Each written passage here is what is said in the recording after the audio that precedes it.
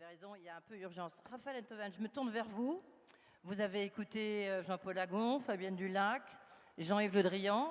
Vous voyez, il y a de quoi faire. En même temps, en France, on aime bien le French bashing. Mais pourtant, le thème de cette université, c'est la confiance. Qu'est-ce qu'il faut? Ah oui, Pour qu'on ait écoutez, moi confiance. j'ai l'impression que le pays est fatigué d'être fatigué. Ça fait plus de 10 ans que je viens ici et que j'assiste à ça, et je dois dire que la plupart des rencontres ou des plénières au MEDEF en général ressemblaient à des incantations plutôt. Il faut, on doit, on pourra, un jour, vous verrez, etc. etc. Et j'ai un peu le sentiment qu'on est passé du futur au présent. Je parle de géographie, hein. Je ne parle pas d'histoire. Le pays est fatigué d'être fatigué. Comme la France d'ailleurs. Comme si pour une fois, ce qui est très rare, il s'était passé vraiment quelque chose en politique notamment. Je parle de géographie. Hein.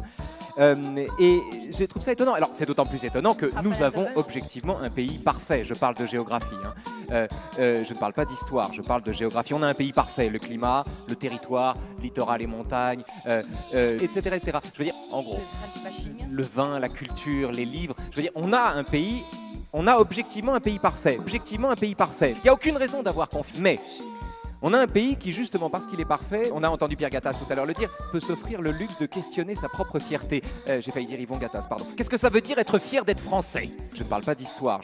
Si être fier d'être français, c'est être fier de ce que la France fait de bien, on pourra toujours vous rétorquer ce que la France a fait de mal. Je veux dire, et en cela, cette fierté et cette défiance, fabriquons un jeu à somme nulle. En revanche, la France est grande, me semble-t-il, quand elle est plus grande qu'elle-même. Je parle de géographie. Hein. C'est-à-dire que la fierté d'être français s'applique ou prend un sens, non pas quand une tradition l'emporte ou quand un folklore l'emporte, mais la fierté d'être français prend un sens quand la France va plus loin que la francité. La francité, en gros. La France est porteuse de valeurs qui excèdent la France, qui dépassent la France. La France est plus grande que la France. Je parle de géographie. Hein. La France n'est grande que quand elle est plus grande qu'elle-même. Parce que c'est pas un très grand pays, sinon. Je parle de géographie. Hein. C'est un pays parfait, mais c'est pas un très grand pays. Et le deuxième point, le deuxième paradoxe sur lequel je voulais insister rapidement, c'était cette question de la réussite, puisque vous m'y invitez. Au fond, c'est le même problème. Effectivement, on a en France, incontestablement, un problème avec la réussite. Ce que je veux dire, pour le dire très simplement et très schématiquement, et grossièrement même, schématiquement, excusez-moi, pardon, je suis désolé, qu'est-ce que c'est que cette mentalité d'assister? On a entendu Pierre Gattaz tout à l'heure le dire, j'ai failli dire Yvon Gattaz, pardon. Moi j'ai l'impression que la situation est très mauvaise. On est né par hasard dans un monde qui s'en fout, et on va tous mourir. On a un peu de mal en France à penser que celui qui possède quelque chose ne l'a pas volé à quelqu'un, en gros. On a un peu de mal à envisager la richesse autrement que comme une prédation ou que comme une façon de dépouiller quelqu'un. C'est une logique que Nietzsche, pardon de le citer ici, mais pourquoi pas après tout, que Nietzsche interprète et analyse lui-même comme une expression du ressentiment. Je parle de géographie. Hein. Et ce qui est très intéressant dans l'analyse qu'il en propose, c'est qu'il dit, vous comprenez, les plus nobles valeurs, les plus grandes valeurs sont en secret, discrètement, l'expression du ressentiment, des pensées ressentimenteuses, comme il dit. Donc, il y a cela, effectivement. On a un ressentiment, mais ce ressentiment se porte sur la réussite. C'est très intéressant parce que c'est un ressentiment qui se donne la vertu pour alibi, puisqu'il prétend s'en prendre à l'égoïsme de celui qui a réussi.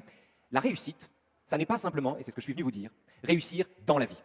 La réussite, ça n'est pas simplement cela, c'est aussi réussir sa vie. Ce que je veux dire, c'est que le ressentiment qui est à l'œuvre derrière la critique de toute réussite ne doit pas non plus nous faire oublier une définition si pauvre qu'elle ne pense qu'à l'argent. La réussite n'est pas affaire de quantité. La réussite est dans le rapport qu'on entretient à son propre exercice. Et, pardon, je sais que je suis un peu long, mais je voudrais quand même le dire, j'aurais l'impression de mentir par omission si je ne le disais pas. En cela, il y a un mot-clé. Le French bashing? Non.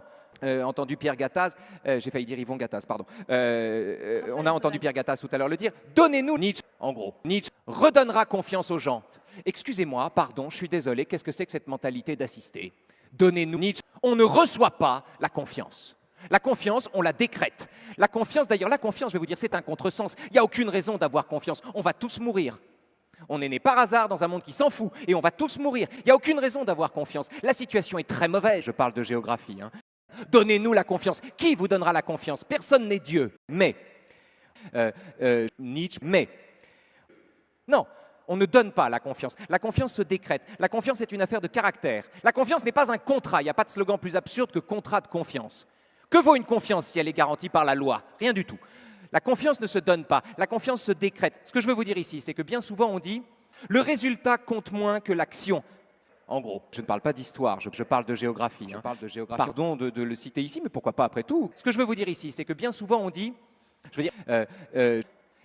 Une image, elle est de Sénèque, pour clore cette intervention trop longue. Vous avez raison, Moi j'ai l'impression que le pauvre, pardon de le citer ici, mais pourquoi pas après tout, comment fait-il envisager la richesse autrement que comme une prédation? Excusez-moi, pardon, je suis désolé, qu'est-ce que c'est que cette mentalité d'assister? Nietzsche permettra peut-être, si besoin est, de sortir de la crise. C'est dans ce sens-là que les choses se passent. Ce qui est désespérant parce que du coup, quand on n'a pas confiance, on n'a pas confiance. Et ce qui est réjouissant aussi parce que cette intervention est trop longue. En gros, je parle de géographie. Hein. Mais ce qui est réjouissant aussi parce que ça veut dire qu'il appartient à chacun et au rapport qu'il entretient avec sa propre vie ou sa propre acte, etc., de se donner à lui-même la confiance nécessaire pour agir, quel que soit le résultat. On a entendu Pierre Gattaz tout à l'heure le dire. Qu'est-ce que c'est que cette mentalité d'assister? Pour le dire très simplement et très schématiquement et grossièrement même, c'est l'existence misérable de pauvres. Et pardon, je sais que je suis un peu long, mais je voudrais quand même le dire. J'aurais l'impression de mentir par omission si je ne le disais pas. Pour le dire très simplement et très schématiquement et grossièrement, entrepreneur est un métier magnifique. Qu'est-ce que vient de dire Raphaël Enthoven? Vous retenez quoi? C'est de la merde.